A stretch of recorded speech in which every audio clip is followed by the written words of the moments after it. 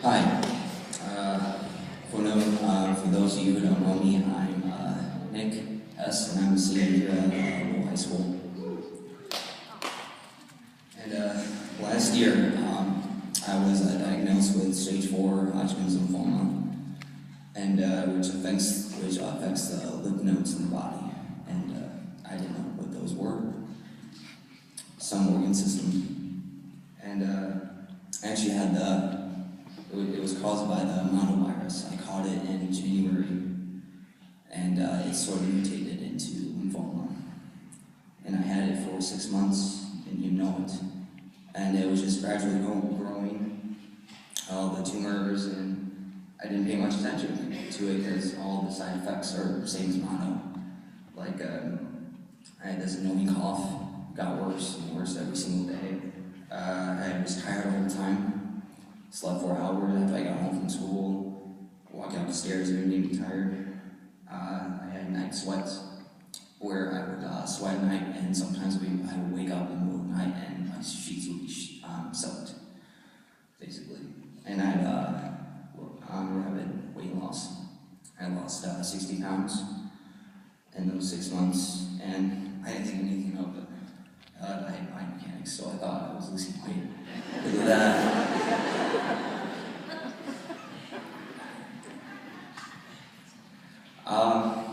Finally, June came along, and everything got just worse, and it didn't get better, so went to the hospital to see what the heck was going on. And they took an x-ray of my chest, and they found a large tumor in it. And receiving the news was pretty shocking.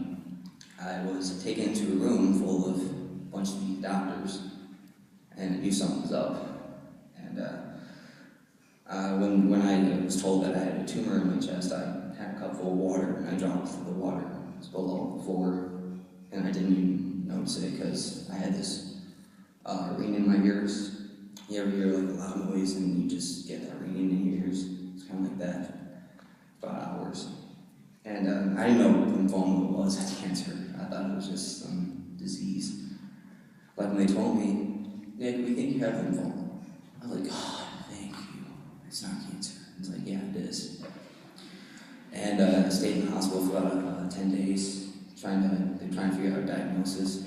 And during those 10 days, I tried to keep my spirits up as much as possible, because I just worry about everything there is to worry about. Everything. And to keep my spirits up, I started watching movies. And it was a children's hospital, so imagine, so they had cards, they had movies about Tinkerbell, they had movies that I wouldn't get too much into. So I watched Wild Hogs, and it's one of the stupidest movies ever. It's so funny. I could quote that movie to death now. I watched it over and over and over again. Finally, when I received my diagnosis, I started chemo right away. For 6 months, I started doing chemotherapy, going to doctors twice a week, and taking blood tests and all that. And for the most part, it wasn't much fun. But when it came along, February, I received the news that I was cancer-free. That was an emotion.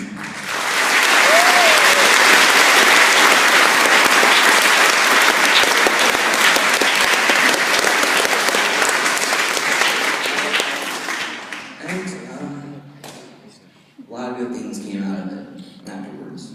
Overall, it was really good. For my Make-A-Wish, I went to Hawaii, which some of you may know, some of you may not, and didn't want to leave. Well, who doesn't want to leave Hawaii when they stay there? I mean, perfect place to be. And probably the best thing that ever came out of it was I'm a better person for it. And that's why I chose Live. I'm like a Nick 2.0, kind of. I'm more confident, I look at life a little bit different. And I'm not as afraid as I was about a year ago. There's somebody I really want to mention, and it's a person on my back. It's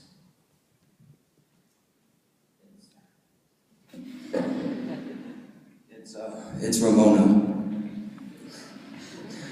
And Ramona was my mom's best friend in high school. She was my babysitter. She died of breast cancer when I was very young. So it was like the first hands-on experience I had.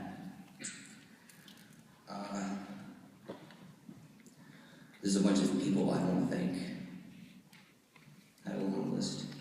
Oh, but before I get there, I want to talk about, there's this one medicine, it's called prednisone, and it's a steroid to help me through all that kind of stuff, and it's just the worst.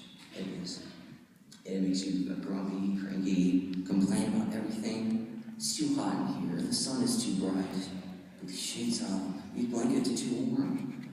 And it made me eat a lot of food. I actually have a list of food. Let me read it to you. July 15th, family box, Lucky Charms, gallon milk, jar salsa, and mac chips, all in one day.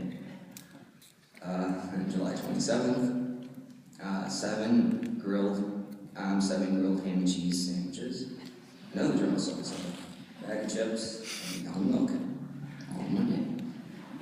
And then August 2nd, a chicken.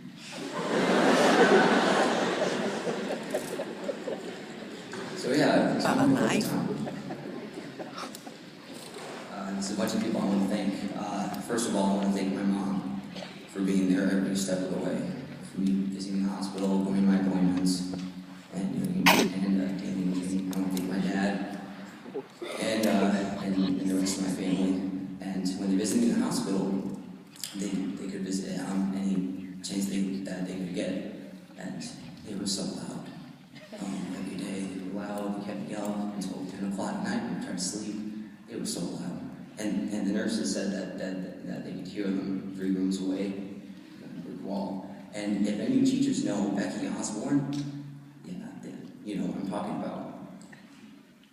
I'd like to thank my teachers from junior year for being so flexible and so understanding. I'd like to thank all my friends that had my name at the back of their t-shirts last year and this year. I want to thank the people at Helm the Boss. They're amazing people there. Oh, man, I forgot. I was gonna, and you know, I don't want to do this because, I want to mention this before he gets mad. I want to thank my uncle, Scott Rollins, the custodian here. He came in every day, and he could, and funniest guy I know. So I want to mention his name so he won't get mad. And last but not least, I want to thank Mrs. Scott for giving me the chance to come up and speak, because I wouldn't have done this a year ago. I wouldn't have done this at all, so I have to thank her especially. And thank you for listening to me.